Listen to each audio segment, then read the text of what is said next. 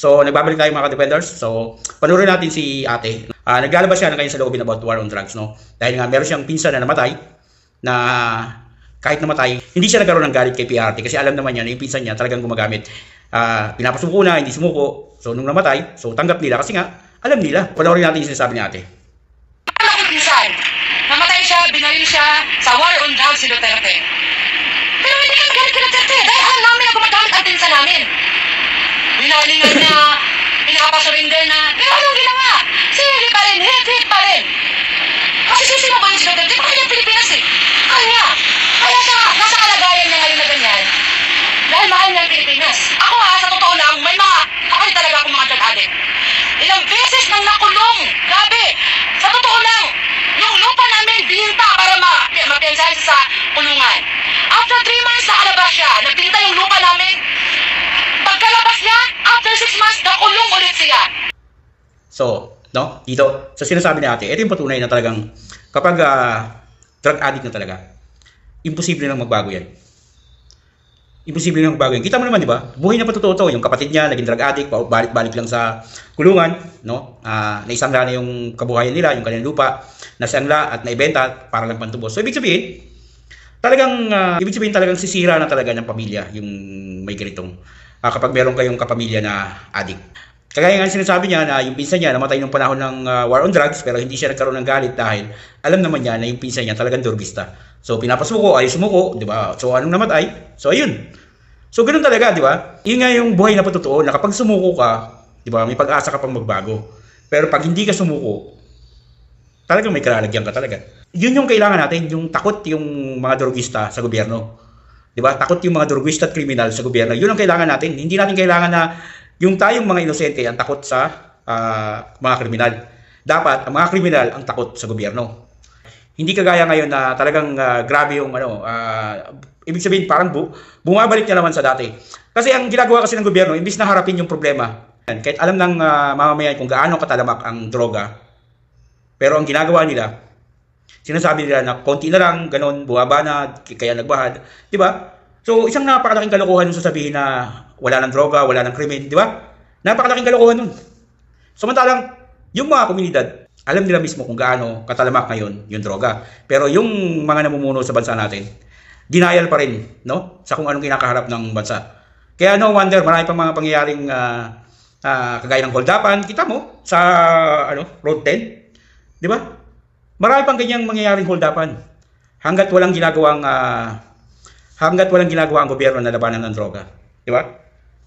Hindi lang 'yan, marami pa, di ba? Kaya yung sinasabi ng sinasabi ng mga alam mo yung mga kakampi. Kaya malalakas loob ng mga drugista at mga kriminal kasi protected by kakamping. Ganyan ang nangyayari sa kapag kriminal ka, drugista ka, di ba? Protected ka ng mga kakamping. Kaya pag namatay ka, nahuli ka, yari, lumaban ka, namatay ka, at criminal ka, drugista ka talaga, yari yung mga pulis na gumawa sa kayo, no? Dahil sa mga camping. Di ba? Kaya sinasabi nila na sinasabi mo lang yan kasi wala kang namatay na kamag-anak sa war on drugs. Ibig sabihin, laki yung pamilya ko, di ba? Dahil walang namatay na kamag-anak ko na dahil sa war on drugs. Pero hindi ko sinasabi na yung mga kamag-anak ko matitino. May mga kilala rin akong mga kamag-anak ko na talagang drugista din talaga. Siguro nagkataon lang na hindi sila, nung time ni PRRD, di ba, nagbago sila, nagpakatino sila. Kagaya nga din ang sinasabi ko, nasasabi nyo lang yan, no? Lalo sa stance namin bilang mga DDS, kung bakit gusto namin yung war on drugs. Kasi hindi kayo naging biktima. Kami mismo, pamilya mismo namin, biktima ng mga drugista. Ganun lang kasimple yan, kaya ramdam namin yung sakit na mga ginagawa, ng mga pangyayari na mga dahil sa droga, yung the rape, pinatay, dahil sa, tapos yung ng rape, drug addict, ramdam namin yan kasi ganun din yung chewing ko. Pinatay siya mismo ng manugang niyang addict. Dahil binubugbog ng manugang niya yung anak niya, ang ginawa niya bilang tatay, siyempre tatay ka eh, kinuha niya yung anak niya, natural. Kukunin mo yun, bakit mo hayaang bugbugin ng asawa niya yun? Hindi kukuhain mo talaga yun. Di ba? Tapos, yung galit, nabuntong na sa kanya. So one time, hindi ko alam kung susundo or after niya maghatid. Inabangan siya ng manugang niya, pinukpok siya ng bato sa ulo. So, wala nakitang suspect.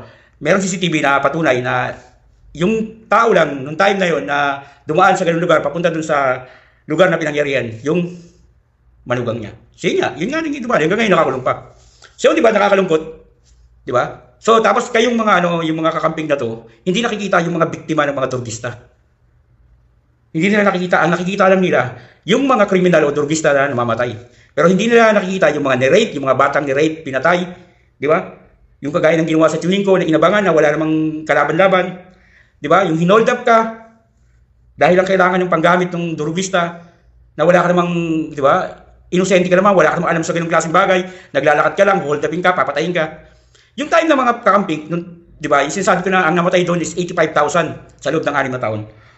Dumating sa point na ang mga hold upper hindi na nagde-declare ng hold up. Babarilin ka na ng diretso tapos kukunin ko anong meron pwede makuha sa'yo.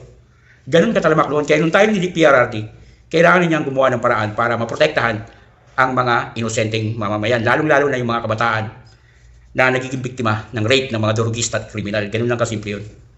Peace.